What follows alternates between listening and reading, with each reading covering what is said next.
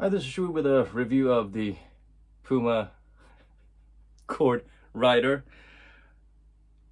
Is there some nepotism in Puma? Is someone's nephew or someone's grandkids just randomly coming up with names for these shoes?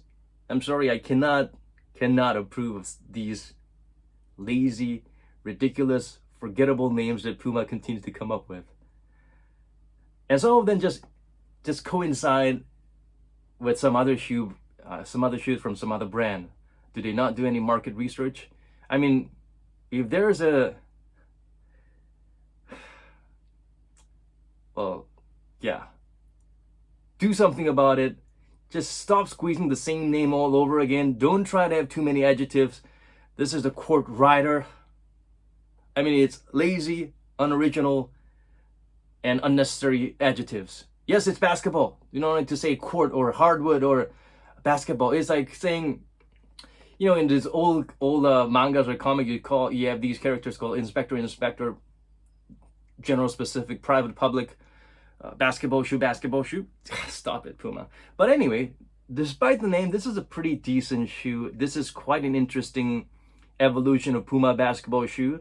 First of all, I think this is going to grab a lot of attention because it is supposed to be worn by Lamelo Ball. Lamelo Ball is the biggest signing by the Puma brand so far, and unfortunately he is injured right now. Hopefully he will get well soon and complete his rookie season. So this is a rather plain looking shoe, but for Lamelo, I'm sure they would put some kind of a Charlotte Hornet logo and maybe the Big Baller brand logo somewhere if his dad approves of it, without jacking up the price to $1,000 again. Speaking of price point, this is a very nice budget model, if you might call it. It just cost around or less than $100. So considering this is something that features a lot of advanced tech and I guess a lot of marketing efforts involved in terms of the shoe for one of their highest paid and one of their biggest prospects as the spokesperson or the face of the franchise for the future. So yeah, let me say the name again, Court Rider. This shoe, let's start with the basic specs. For a size 9, it weighs about 410 grams. It's okay, but for a low-cut shoe, that's pretty heavy. But it doesn't feel, well, it kind of feels as heavy as a 410 gram, the digits that it shows, but it's not too drastically heavy. It doesn't feel like a pair of LeBrons. It kind of is really wide. So I would say if you actually plan to play basketball in these, you might want to consider going down half a size, unless you have kind of a wide foot. If you have a narrow foot, definitely go down half a size. The midsole is what they call the Rider foam. Before this, they had the Pro foam. And the All Pro was a breakout shoe for Puma basketball. The great point about the All Pro, that name, come on, is that they had a little puck of a Boost type of midsole material. Boost is Adidas. The materials are provided by a German chemical company called BASF. Puma pays them, has a contract with them, and they cook the raw ingredients up to create what they call their energy foam. Basically, it's Boost. So it had a very nice heel cushioning, and on the forefoot, although it was pretty low to the ground, the All Pro had a decent forefoot cushioning. Personally, I felt it was very minimal, but this is even less than that. So they're trying to go for that Kyrie type court feel. What you see here is not nowhere near the amount of thickness of foam that you will get under your foot. So this is basically like one tiny little coating. You basically can feel the floor with it. On the heel, there's substantially relatively more foam there. It's very minimal, but I like the heel cushioning. It's low, but it is somewhat shock absorbent, and it has a smooth transition to the forefoot, and there's a very prominent heel to toe drop, mainly because it feels like there's nothing on the forefoot. But if you like shoes like Curry 4s or those Kyrie 4s as well, where it has some minimal zoom air or some type of proprietary foam cushioning in the heel that's a bit thicker, and on the forefoot is very low, this is the kind of shoe that you would go for. But if you like double stack zoom on the forefoot, or you need turbo zoom on the forefoot, yeah, you might be in for a disappointment. I mean, it's not bad. It feels like there is some level of foam that provides some cushioning to prevent blisters, but It might not be substantial enough as some of the forefoot cushioning oriented shoe that we get in the market today. The padding, one thing I watch out for, one thing that's a deal breaker for me when it comes to low cuts, a lot of the Kobe's in the past had this, it's very sometimes it's very starchy and rigid here, and when you are moving around, your Achilles heel is going to be punched and scraped, and you get blisters, and you feel some degree of pain here because this is hard. But thankfully for shoes like the Court Rider, this is really soft. Yes, that's what I need. All around, the padding is soft and mushy to provide that comfort that you need, because there's a lot of movement here. You need some containment around, but not right here. You don't need sharp edges here. The heel cup is very prominent and hard here, and it gets a little bit softer, so it's kind of a heel clutching, firm, hard, somewhat giving. So it's nice. You don't need hardness here at the tip. The foam itself is pretty high up. As I mentioned, it's really minimal level of thickness here. So all this thick foam is actually clutching your heel as well. So that's a nice touch. And the upper material on here, right on top of the toe box, is a lot more flexible and a lot more breathable, somewhat, relatively breathable, but they do have somewhat of an inner, I guess you could call it an inner booty, somewhat of a thin neoprene layer. So it's not crazy breathable. It's nice that they had a leather piece stitched around it to provide some additional containment and durability. Sometimes if you move around a lot, your pinky toe or your thumb might start punching or grinding this to create some holes. I've seen that in some of my friends who have a lot of aggressive side-to-side movements. I like the fact that they've added this starchy plasticky material around the ankle, so that even if this is a low cut, it provides some additional lockdown here as well.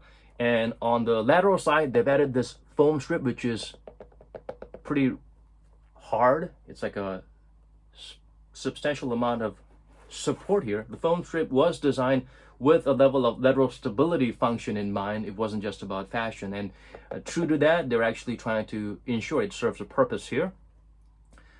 And they have an interesting lace loop system here. You could pull it all the way here to, really make it tighter or provide that additional lockdown here as well.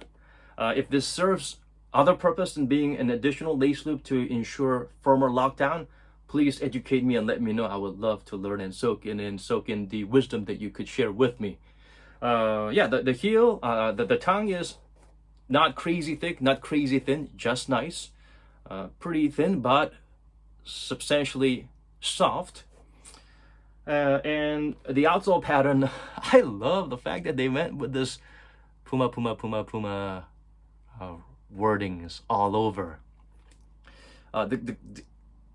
It's grippy and it works, and I love the fact that they've had this dual different level of grip here, different kind of level of grippiness here. So these little parts, they're a little bit more sensitive because when you're playing basketball, you're going to have a lot of side-to-side movements, especially around this pivot point and this part of the heel. Whereas on the closer to the lateral side, it would be more about moving forward or just running or moving back and forth.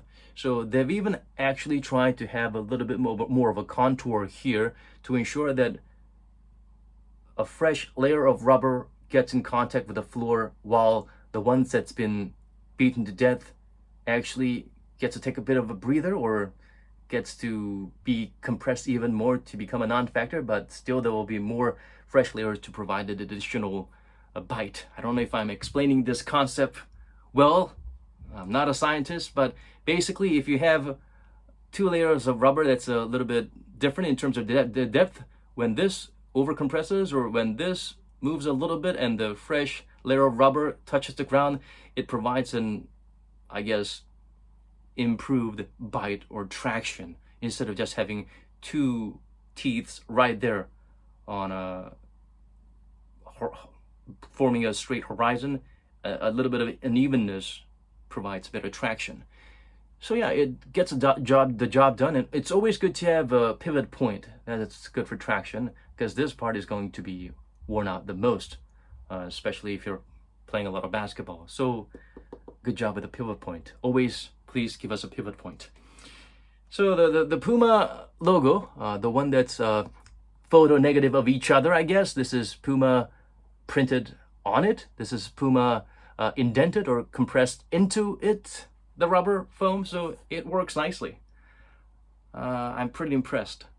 But the shoe itself is not that crazy wide, and also there is no outrigger, but they do have a large bulging foam area here to provide some sort of a lateral stability and stoppage. But here's the thing, the rubber is super soft, the rider foam is super soft, and if you're rolling your ankle a little bit, it does provide some sort of a stop here, but it's not strong enough. So I wish they would have had either one, a wider base, or a prominent outrigger, or the foam to be slightly bigger than this.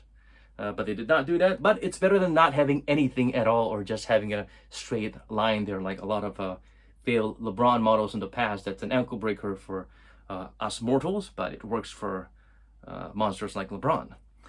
So yeah, that's pretty much it. This is decent, but again, also the Ortholite insole, the Ortholite-like insole that it comes with is super soft and nice. It's not too hard, it's not too soft. It's a good level of density that works well for basketball, especially in terms of working in tandem with something like this rider foam. So with this, you will feel definitely an added level of comfort, but they do wear down, they do form to your foot, but there will be certain pressure points that bottoms out more than the rest.